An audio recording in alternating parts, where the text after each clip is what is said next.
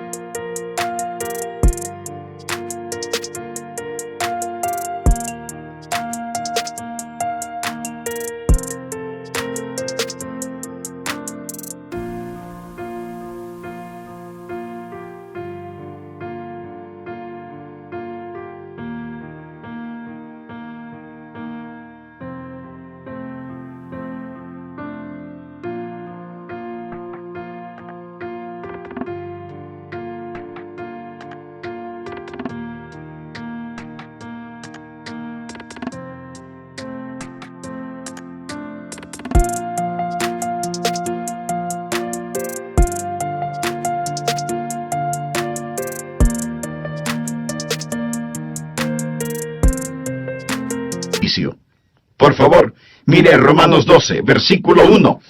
Así que, hermanos, os ruego por las misericordias de Dios, que presentéis vuestros cuerpos en sacrificio vivo, santo, agradable a Dios, que es vuestro culto racional. Subraye las palabras presentéis y sacrificio, y entonces entenderá por qué hablo de la presentación de un sacrificio.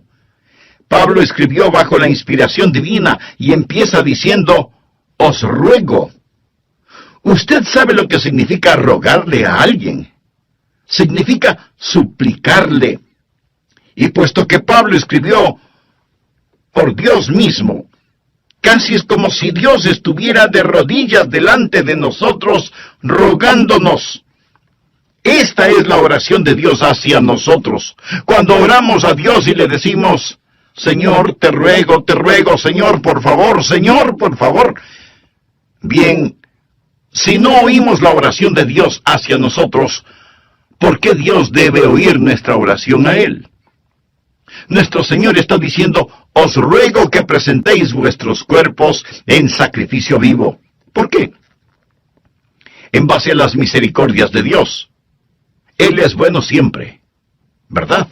Oh, gracias a Dios por sus misericordias. Cuando éramos rebeldes y estábamos bajo maldición e íbamos rumbo al infierno, cuando estábamos en oscuridad y no entendíamos, Él por su misericordia nos buscó, nos salvó, nos guarda, nos satisface, somos suyos, nos compró con su sangre. Escúcheme cuidadosamente.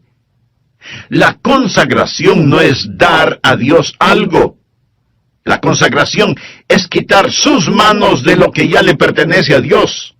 Usted no es su dueño, usted sencillamente quita sus manos de este. Usted no puede decir, es mi vida, no lo es. Usted no es su dueño. Fue comprado con un precio y debemos ser un sacrificio vivo. ¿Qué significa que debemos ser un sacrificio vivo?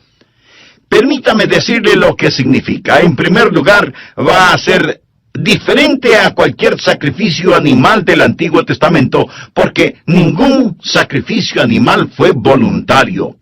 Usted se ofrece, se presenta. ¿Lo ha hecho alguna vez? Simplemente ha dicho, heme aquí, Señor, me presento a ti, soy un voluntario. Todo lo que tengo es tuyo. Wilbur Chapman fue un gran evangelista, y él le preguntó al general Wood, el fundador del Ejército de Salvación, General, ¿cuál es el secreto de su vida? ¿Por qué Dios lo ha usado tanto? El general Wood pasó su mano por sus blancos cabellos, pensó por un momento y luego contestó, Dios tiene todo de mí. Ha habido hombres más inteligentes, enormes oportunidades, pero yo desde el día que tuve la visión de lo que Dios podía hacer por la pobre y antigua ciudad de Londres, determiné en mi mente que Dios poseería todo de mí, de William Booth.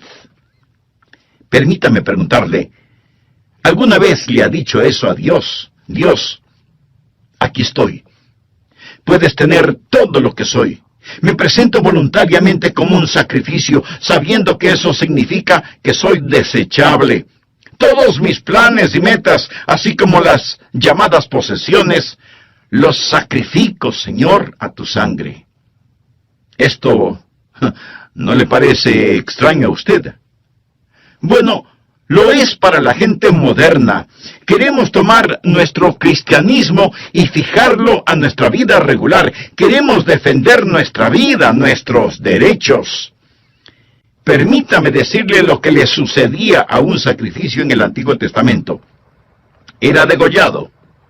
Por lo tanto, no más planes propios. Se lo ponía en el altar, y toda vez que era un sacrificio de sangre, había la tendencia de que el sacrificio se resbalara del altar, por lo que usaban dos ganchos llamados ganchos de carne. ¿Sabe usted qué es lo que le sujeta al altar?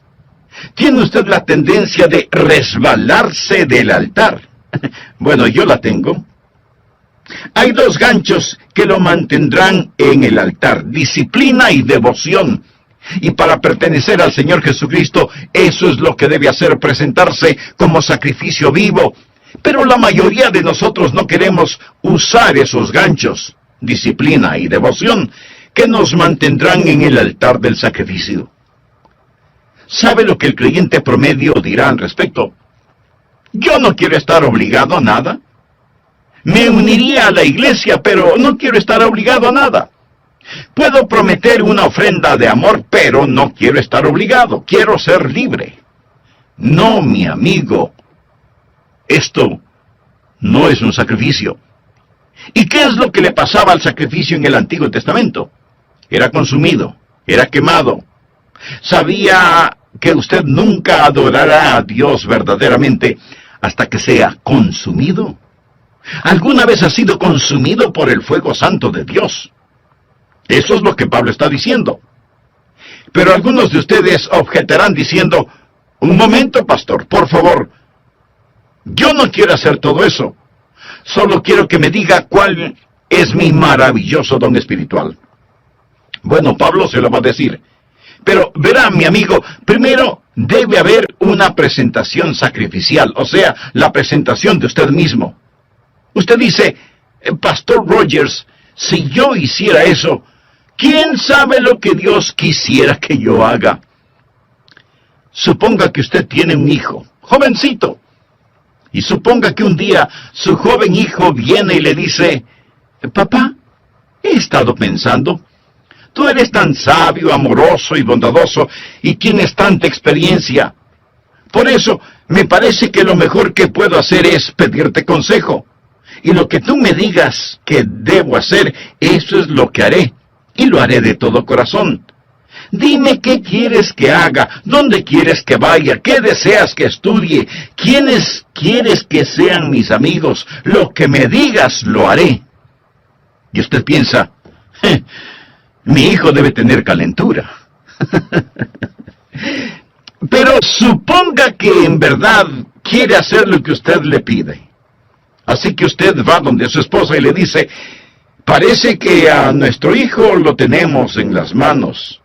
Él se va a arrepentir de haberme dicho que hará cualquier cosa que yo le pida. ¿Procedería usted así? Creo que no. Lo más probable es que si usted estuvo pensando en regalarle un carrito, aunque sea usado, lo que su hijo le manifestó inclinará un poco más aceleradamente la balanza. ¿No te parece? Es la manera que él tiene de decirle: papá, yo sé que me amas. Usted se presenta a sí mismo como sacrificio vivo y comprobará cuál sea la buena voluntad de Dios, agradable y perfecta. No tenga miedo de entregarse a Él, ni de decir: heme aquí, Señor, me entrego totalmente a ti. Ese es el primer principio, la presentación de un sacrificio. El segundo principio es, habrá una transformación espiritual. Después de la presentación viene la transformación. Mire por favor el versículo 2. No os conforméis, es decir, no se dejen amoldar a este siglo, sino transformaos por medio de la renovación de vuestro entendimiento, para que comprobéis cuál sea la buena voluntad de Dios agradable y perfecta. Una transformación. La palabra transformación aquí es una traducción de la palabra griega metamorfo. ¿Qué palabra le recuerda? Metamorfosis. Y esta es la transformación. Usted pasará por una metamorfosis. Como una oruga entra en un capullo y pasa por una metamorfosis, y ese feo gusano que entra en ese capullo sale como hermosa y gloriosa mariposa. ¿Por qué? Porque ha pasado por una metamorfosis que literalmente significa un cambio de forma. Y cuando usted se presenta de esa manera a Dios, amigo, usted va a tener una metamorfosis. La palabra describe literalmente lo que pasa cuando la naturaleza interna sale a la superficie. ¿Cuál es la naturaleza interna de esa oruga? Es una mariposa.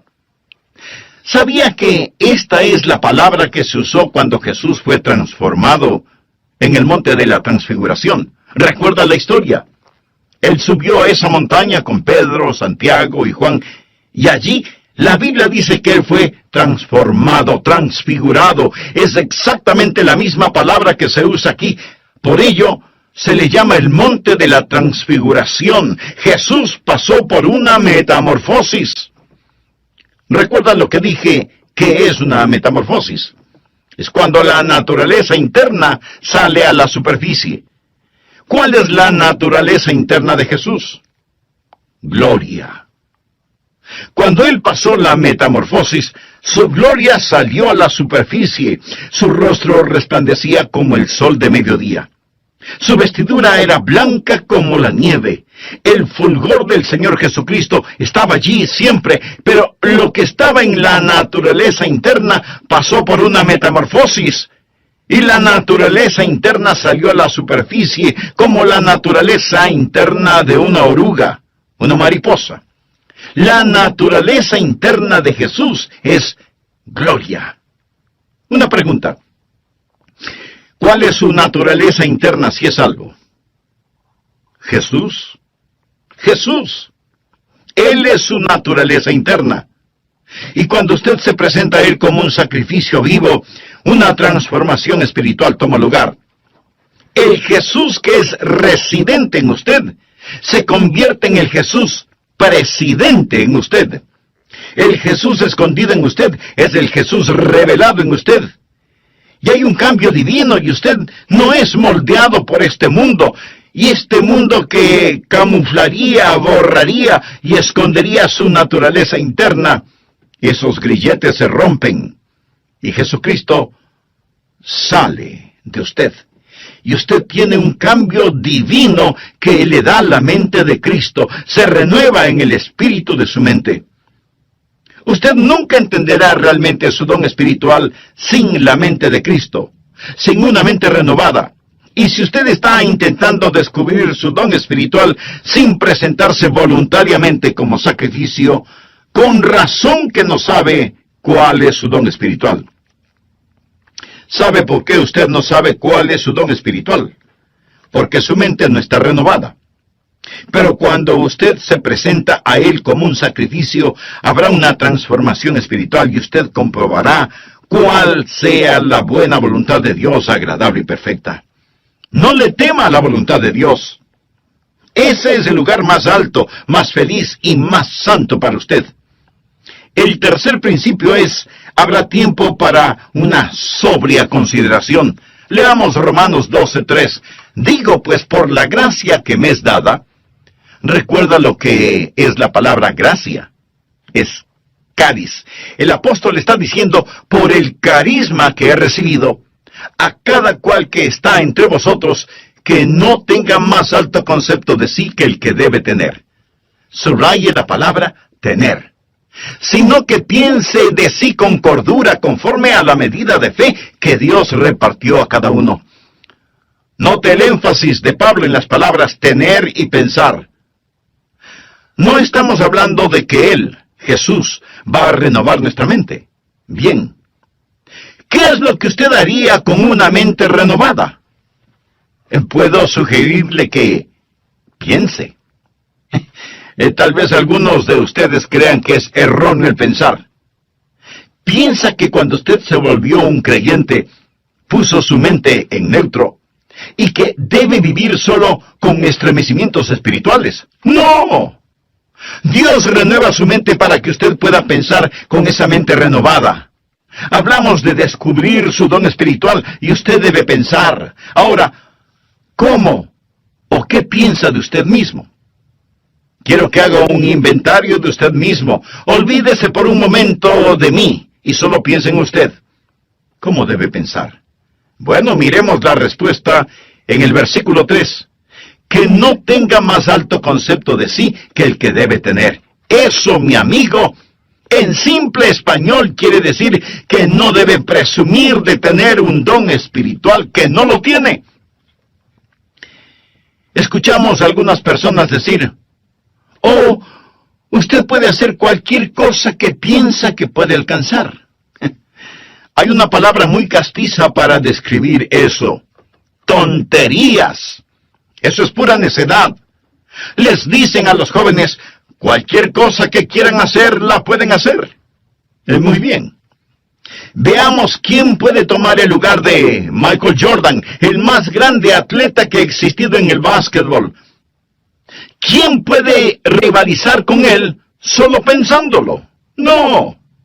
Usted no podrá hacerlo porque no tiene ni la habilidad ni la contextura física para hacerlo. Michael Jordan nació para jugar básquetbol. Pero así como él tiene talento natural y habilidad física para el juego, usted tiene talentos y habilidades sobrenaturales. Pero lo que necesita hacer es no pensar acerca de usted mismo con un más alto concepto del que debe tener. No hay que tener una falsa humildad. Miremos nuevamente Romanos 12:3. Que no tenga más alto concepto de sí que el que debe tener, sino que piense de sí con cordura. La palabra cordura es una palabra interesante. Proviene de dos palabras griegas que significan ahorro y mente. Pensar con cordura. Decir, soy lo que soy por la gracia de Dios. Así que no vaya por ahí diciendo que usted no tiene ningún don espiritual. Eso no es más que una falsa humildad. Y una falsa humildad es tan mala como el pecado de la exageración. El decir que usted tiene un don espiritual no es malo, pero el decir que no lo tiene es rebelión. Tiene que pensar con cordura, o sea, tiene que pensar honestamente acerca de lo que tiene. El negar el regalo de la gracia no es humildad, es incredulidad y rebelión.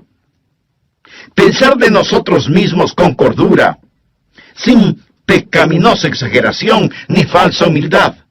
Mírese usted mismo. Haga un inventario de usted mismo. Pero pastor, eso suena complicado. ¿Podría ayudarme un poquito? Deme alguna guía de cómo pensar. Bien, en el próximo programa de esta serie le daré a conocer varios principios que le ayudarán mucho en este asunto de descubrir su don o dones espirituales. Antes de finalizar, quiero decirle que si usted hizo un inventario honesto de usted mismo, seguramente descubrió no solo que no está utilizando sus dones, sino que no tiene una relación personal con el dador de esos dones. Y para activar esos dones espirituales, usted necesita estar conectado a la fuente de poder. Si ese es su deseo, le invito a orar de la siguiente manera.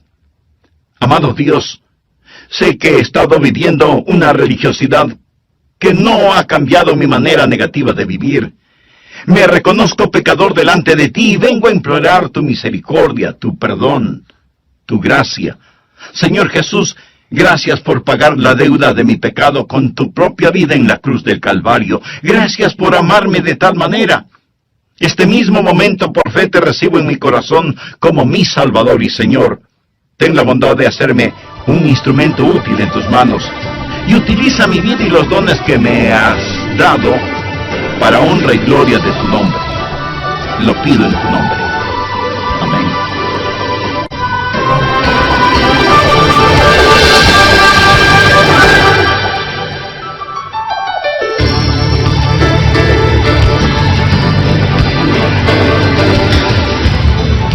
Suponga que su hijo tiene una extraordinaria habilidad para la escultura, pero usted lo presiona para que sea un abogado. Si llega a serlo, será un pésimo abogado, cuando pudo haber sido un brillante escultor. Y habrá enojo en ambos, en su hijo porque usted no le dejó ser escultor, y en usted porque se avergonzará de tener un hijo que es mal abogado. Los ejemplos abundan en las familias y, aunque usted no lo crea, en las iglesias. En vez de dejar que las personas hagan aquello para lo cual Dios las ha equipado y les ha dado un don, tratamos de frenarlas en las áreas en las cuales sobresalen y las inflamos en áreas para las cuales no tienen ningún don.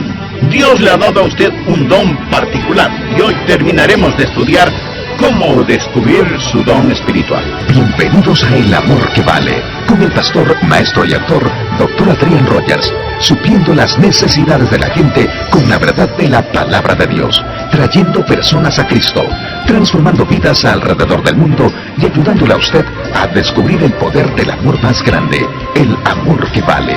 A continuación, un edificante mensaje del Dr. Adrián Rogers en la voz del pastor Lenín de Llanón. Un muy atento saludo para todos ustedes, apreciados amigos de nuestro programa El Amor que Vale. Quiero compartir con usted varios principios que le ayudarán a descubrir su don espiritual. Primero, el principio de la iluminación. Verá, el Santo Espíritu de Dios que está en usted iluminará su mente. Esta es la parte mística de este asunto. Quiero decir, no hay una fórmula matemática. El Espíritu Santo de Dios empezará a hablar a su corazón. Así lo hizo cuando me llamó para que predicara su palabra. Ese es el ministerio de iluminación. Segundo, el principio del gozo. Cuando usted siente que el Espíritu de Dios lo mueve a que haga algo, eso es iluminación, y usted lo hace, va a sentir gozo. De paso le diré que sea que lo note o no en mi voz, yo siento gozo en hacer lo que estoy haciendo este momento, predicar la palabra de Dios. Siento mucho gozo predicando, y usted tiene que preguntarse a usted mismo, ¿qué es lo que en realidad me gozo en hacerlo? ¿Ha escuchado el relato de la escuela para animales? El caso es que los animales tenían una escuela en donde se les enseñaba a correr, a trepar, a volar y a nadar. Y cuando el pato ingresó en esa escuela, era formidable nadando. Volando no era tan bueno, y era muy malo para trepar y correr. Así que como era muy bueno nadando, no le dieron clases de natación, y más bien lo pusieron en la pista atlética para que corriera y corriera y corriera. Después de un tiempo, se volvió pésimo nadando, y su correr no mejoró. El águila también entró a la escuela, y era fantástico verle ascendiendo y alcanzando la copa de los árboles, pero dijeron que no lo estaba haciendo en la forma correcta. Así que le llamaron la atención por eso y le ordenaron que recibiera lecciones de natación. Al águila no le gustó recibir esas lecciones y se volvió rebelde, por lo que le expulsaron de la escuela. Luego vino a la escuela el conejo, quien era increíble corriendo. De hecho, le encantaba correr, pero no era tan bueno en el resto de cosas. Era malo nadando y no le gustaban las clases de natación. Tampoco le gustaba el trepar a los árboles, y después de unos días, el pobre conejo tuvo un ataque de nervios. Luego vino la tortuga. Uno debe sentir pena por la tortuga. No podía correr, no podía nadar, no podía volar, no podía trepar, y los animales dijeron, ¿qué de bueno puede hacer la tortuga? Así que le quitaron su caparazón para que fuera un poco más rápida caminando, hasta cuando un caballo la pisó. Y ese fue el final de la pobre tortuga. A fin de cuentas, la escuela para animales fue un completo fracaso. Usted dirá, pero eso es ridículo. Mi amigo, eso es exactamente lo que estamos tratando de hacer en las iglesias en nuestros días. En vez de dejar que las personas hagan aquello para lo cual Dios les ha equipado y les ha otorgado un don, tratamos de frenarlas en las áreas en las cuales son fuertes y de inflarlas en algunas áreas para las cuales no tienen ningún don. Dios le ha dado a usted un don particular y va a descubrir que recibirá iluminación sobre su don espiritual y experimentará gozo al utilizar su don. Tercero, el principio del ánimo. Usted encontrará a otras personas animándole en su don espiritual. ¿Por qué? Porque ellos son bendecidos por su don. Fue maravilloso para mí cuando era un jovencito en la iglesia y yo rendí mi vida para hacer lo que el Señor Jesús quisiera que yo haga. Escribí en un pedazo de papel, aquí estoy, Señor, para lo que tú quieras que yo haga. Y ellos me pidieron que fuera el pastor para la semana juvenil. ¿Se puede imaginar eso? Yo no era un buen estudiante. Inteligente, pero no era un buen estudiante. Ni siquiera recuerdo si llevaba libros a la casa para estudiar. Y si algo no lo entendía durante las clases, pues fingía haberlo entendido. Y así pasaba con calificaciones promedio. La última cosa que se me hubiera ocurrido pensar era que me pidieran predicar durante la semana juvenil, y ahí estaba yo, petrificado. Pero prediqué. Y la gente después vino a decirme, me bendijo lo que dijiste. Estuvo bueno. Debes predicar otra vez. Al principio pensé que me lo decían por pura cortesía. Seguramente no dije nada bueno, pero continuaron felicitándome y eso me gustó. Si un predicador le dice, no me gusta que me digan que prediqué bien, mi amigo, esa es una mentira. Quiero decir, cuando a usted le animan, eso ayuda. Entonces hay iluminación, hay gozo y hay ánimo. Cuarto, el principio de la participación compartida. Romanos 12, versos 4 y 5. Porque de la manera que en un cuerpo tenemos muchos miembros, pero no todos los miembros tienen la misma función. Eso es, no todos hacen el mismo trabajo. Así nosotros, siendo muchos, somos un cuerpo en Cristo, y todos miembros los unos de los otros. Ahora necesitamos aprender que cuando nos presentamos nosotros mismos a Jesús, también nos presentamos el uno al otro. Debe haber una participación compartida. Cuando usted pertenece a Cristo, también me pertenece a mí. Y cuando yo pertenezco a Jesús, también le pertenezco a usted. Recuerde que la iglesia es su cuerpo, no es una organización con Jesucristo como presidente. Es un cuerpo con Jesucristo como la cabeza y todos nosotros somos miembros de ese cuerpo. Y es la arrogancia, la presunción y el orgullo lo que nos divide. Es el Espíritu Santo de Dios el que nos une. Así cuando descubrimos nuestro don, debe haber una participación compartida. Ahora, los dones de todos no son tan obvios. Quiero decir, usted está escuchando por medio de mi voz lo que tengo en mi mente, no lo que tengo en mi hígado. ¿No es cierto? Usted no está pensando, el hígado del pastor está funcionando bien este momento. Tiene todos los dones, cada uno tiene por lo menos un don, y somos dependientes los unos de los otros. Dios nos hizo diferentes a fin de poder hacernos uno. Quinto, el principio de la activación específica. Por favor, leamos Romanos 12, versículos del 6 al 9. Ahora el apóstol llega a un tipo de por lo tanto. Él está hablando de todas estas cosas que van antes de lo siguiente. Usted sabe, nosotros nos presentamos a Él y Él renueva nuestra mente y entonces nos encontramos a nosotros mismos operando en el cuerpo. Ahora Él dice, de manera que teniendo diferentes dones según la gracia que nos es dada, o sea, según el carisma que nos es dado, si el de profecía, úsese conforme a la medida de la fe, o si de servicio, en servir, o el que enseña, en la enseñanza, el que exhorta, en la exhortación, el que reparte con liberalidad, el que preside con solicitud, el que hace misericordia con alegría. Aquí él menciona 7 dones y dice, pónganse las pilas, estén activos. ¿Usted quiere saber cuál es su don? Bien, simplemente escoja uno que piensa puede ser su don y póngase a trabajar. Es difícil dirigir a un buque que no se mueve. No se siente simplemente allí. Usted va a descubrir su don cuando esté ocupado. Él dice, profecía, úsese conforme a la medida de la fe. Es decir, usted puede tener no mucha fe, pero la tiene conforme a la medida de fe que Dios repartió a cada uno.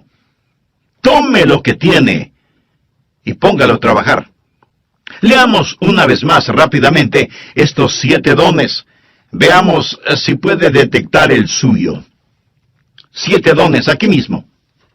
Primera de Corintios capítulo 12 menciona más dones, pero aquí en Romanos 12, primeramente habla acerca de la profecía en el versículo 6.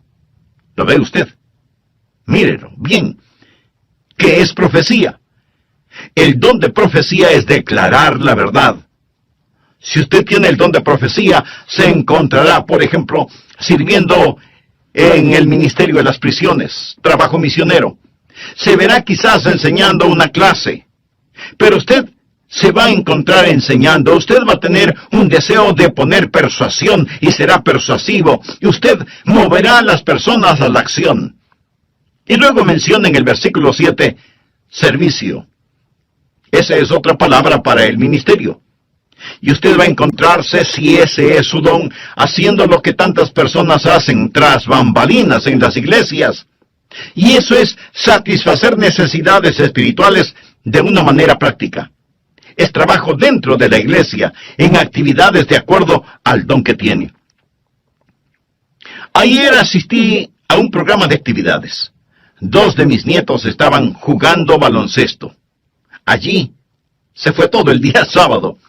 Pero fui a estos juegos de baloncesto y me bendijo tanto ver a esos entrenadores allí, ver a esas personas que trabajan para que estos niños desarrollen carácter. La escuela dominical es el aula, el programa de actividades es el laboratorio donde pone la enseñanza en práctica, y qué cosa tan maravillosa es cuando cada uno cumple con su don de servicio. Y luego menciona el don de enseñar. Mire el versículo 7. Si usted tiene este don, deseará clarificar la verdad. Es decir, usted tendrá un deseo de investigar las cosas y validar la verdad que es presentada. Y tendrá una mente interrogatoria y será usado en la escuela dominical y será usado en las organizaciones misioneras, en estudios bíblicos en los hogares, escuelas vacacionales y así por el estilo. Y después menciona la exhortación, en el versículo 8. ¿Qué es exhortación?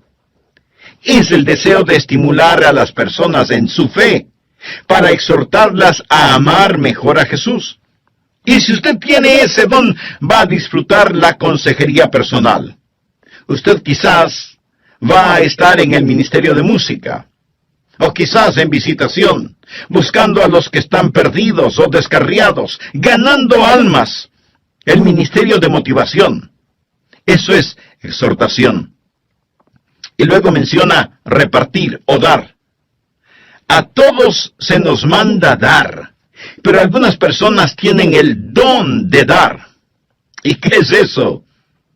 Es la motivación de encomendar a otros los recursos personales para que la obra de Dios pueda continuar.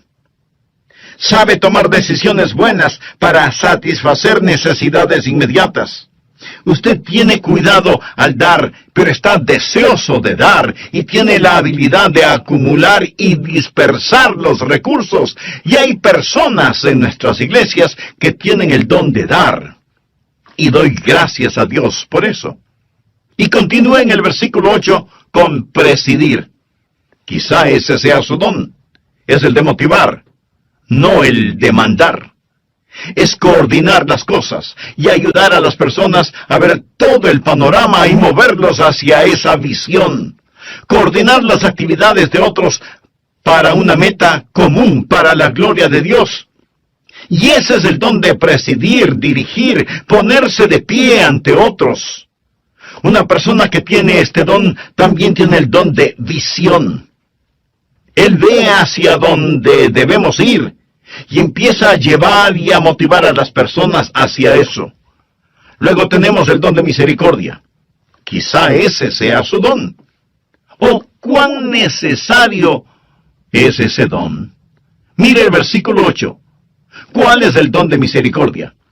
Usted se identifica con las personas y consuela a los que están en dolor. Ahora llegamos a la última cosa. Después de haber una actividad donde usted realmente se ha ocupado,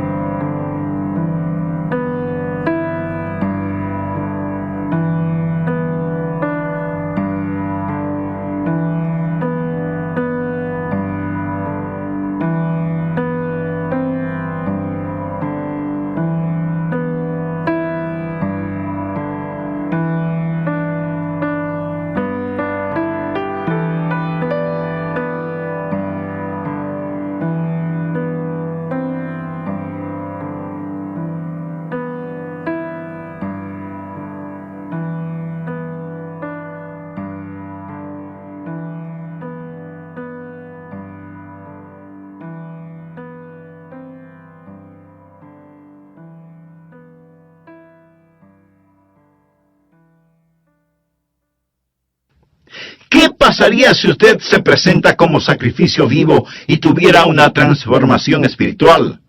Y luego hace una consideración solemne. Señor, ¿qué quieres que yo haga? ¿Sabe cuál es el problema con muchos de nosotros? Los ganchos de carne. No queremos estar atados. Usted dice, bueno, deje que otro lo haga. Cuando estuve en Londres fui a ver las joyas de la corona. Le dije al guardia, deseo ver el diamante de Curano, porque había leído de este, así que vi el diamante de Curano. Este diamante es de 186 quilates. Señoras, esa sí que es una piedra preciosa. Y en ese tiempo ellos dijeron que costaba la mitad de todos los gastos diarios del mundo. Esto fue antes de que fuese cortado y se lo diera forma. Está en las joyas de la corona.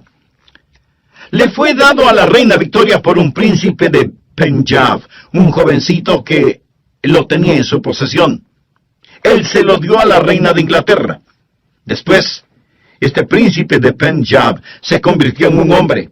Él fue a la torre donde guardan las joyas y dijo, quiero ver el diamante. En ese entonces él era ya un hombre. Lo había regalado cuando era un niño. Ellos se preguntaron, ¿qué querrá? ¿Querrá que se lo devuelvan? ¿Va a pedir que se lo regresen? Y sacaron ese diamante porque él fue el que lo obsequió. Él dijo, podrían ponerlo en mis manos. Y ellos pensaron, oh no, pero lo pusieron en sus manos. Y entonces él se volvió y dijo a la reina que estaba allí, cuando era un niño le di esto, pero tenía la mente de un niño. No entendía completamente todo lo que estaba haciendo. Ahora, como un hombre, entendiendo más el valor total de este diamante, una vez más quiero regalárselo. Cuando oí eso, Dije, Señor, tú sabes, cuando era un niño, di mi corazón a Jesús. Y ahora soy un hombre. Yo no entendía todo lo que estaba haciendo, mas fue de corazón. Pero una vez más, quiero darte mi vida.